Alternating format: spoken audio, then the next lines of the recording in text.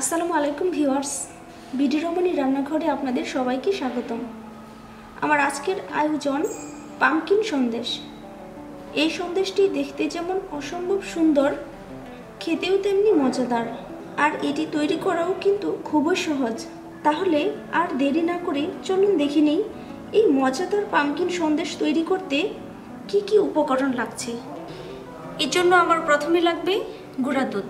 আমি এখানে গুঁড়া দুধ দিয়েছি 1 কাপ, ঘি 1.5 টেবিল চামচ পরিমাণ, আর কিছু লবঙ্গ নিয়েছি সাজানোর জন্য, কনডেন্স মিল্ক পৌনে 1 কাপ, জর্দা রং নিয়েছি সাজানোর জন্য। তাহলে চলুন দর্শক, পরবর্তী পর্যায়ে যাওয়া যাক। পামকিন সন্দেশ তৈরি করার জন্য প্রথমেই আমি চুলায় একটি ফ্রাই প্যান বসিয়ে দিয়েছি এবং চুলার জালটা ধরিয়ে দিয়েছি। এখন আমি ফ্রাই প্যানে ঘিটা ঢেলে দিচ্ছি।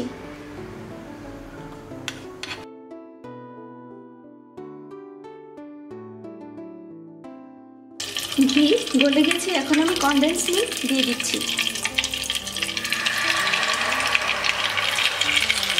ঘিয়ের সাথে কনডেন্স মিল্ক মিশিয়ে নিচ্ছি। মেশানো হয়ে গেলে আমি গুঁড়ো দুধটা দিয়ে দিব। এখন আমি নেড়ে কনডেন্স মিল্কের সাথে মিশিয়ে দিচ্ছি। ঘন ঘন নাড়তে হবে।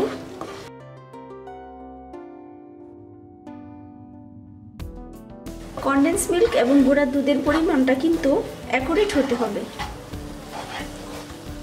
এবং আমি ঠিক এইভাবে নাড়ছি যতক্ষণ না পর্যন্ত এই উপকরণগুলো আঠালো হচ্ছে এবং প্যান থেকে উঠে না আসছে, ততক্ষণ পর্যন্ত আমি নাড়তেই থাকবো।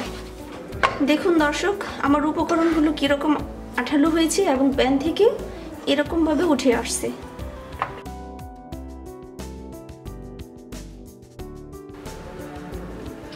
এখন আমি 1 টেবিল চামচ পরিমাণ লিকুইড দুধের সাথে কিছু জর্দা রং মিশিয়ে কালার করার জন্য ঢেলে দিচ্ছি। এই পর্যায়ে আমি এই উপকরণটাকে কনডেন্স মিল্ক এবং ঘিয়ের সাথে ভালো করে মিশিয়ে নিচ্ছি। দর্শক, আমার জর্দা রং মেশানো হয়ে গেছে। আর এই পামকিন সন্দেশটা তৈরি করার ক্ষেত্রে একটি গুরুত্বপূর্ণ তথ্য হচ্ছে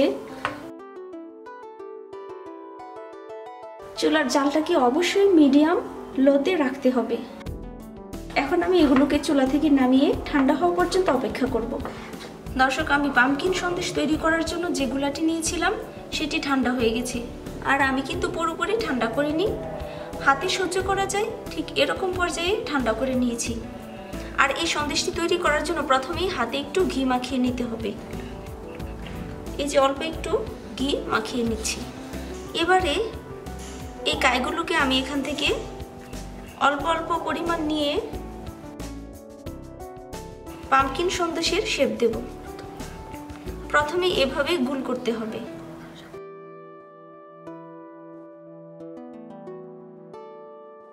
তারপর এই মাঝখানে এই আঙ্গুলটা দিয়ে একটু চেপে দিলাম, আর এখন এখানে দিয়ে দিচ্ছি একটি লবঙ্গ ঠিক মাঝখানে। আর এখন আমি একটা কাঁটা চামচের সাহায্যে ঠিক নিচের প্রান্ত দিয়ে এইভাবে শেপ দিচ্ছি।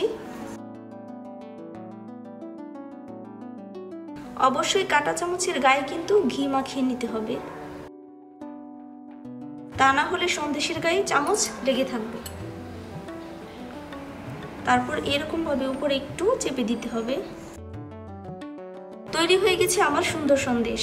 দেখুন কত সুন্দর লাগছে। এইভাবে আরেকটি সন্দেশ আমি আপনাদেরকে তৈরি করে দেখাচ্ছি।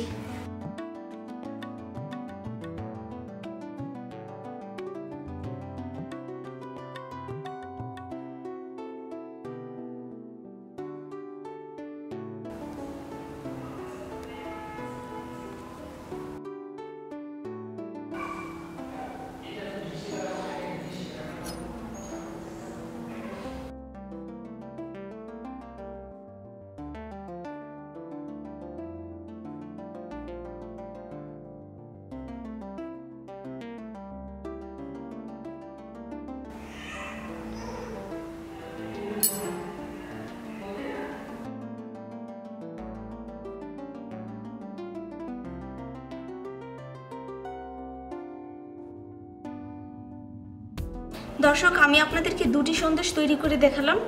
ঠিক সেম পদ্ধতিতে আমি সবগুলো সন্দেশ তৈরি করে নিব। দর্শক, আমার সবগুলো সন্দেশ তৈরি করা হয়ে গেছে। এখন এই সন্দেশগুলোকে আপনারা 20 থেকে 25 মিনিটের জন্য নর্মাল ফ্রিজে রেখে পরিবেশন করতে পারুন। আর চাইলে আপনারা এই সন্দেশগুলোকে নর্মাল ফ্রিজে রেখে 7 থেকে 10 দিন সংরক্ষণ করেও খেতে পারেন। তো আশা করি আমার এই রেসিপিটি আপনাদের ভালো লেগেছে। যদি ভালো লেগে থাকে তাহলে অবশ্যই একটি লাইক দিবেন। আর যদি কোনো প্রশ্ন থাকে তাহলে অবশ্যই কমেন্টস বক্সে জানাবেন। আপনাদের প্রশ্নগুলো পড়তে কিন্তু আমার অনেক ভালো লাগে, সেই জন্য কোনো প্রকার দ্বিধা করবেন না কমেন্টস করতে। আর আমার চ্যানেলটিকে সাবস্ক্রাইব করার আরেকবার আন্তরিক রিকোয়েস্ট জানিয়ে শেষ করছি আমার এই ভিডিওটি। ভালো থাকবেন, সুস্থ থাকবেন, আর আমার জন্য দোয়া করবেন যাতে আমি এরকম ভালো ভালো রেসিপি নিয়ে আবারও আপনাদের সামনে হাজির হতে পারি। ধন্যবাদ সবাইকে। আসসালামু আলাইকুম।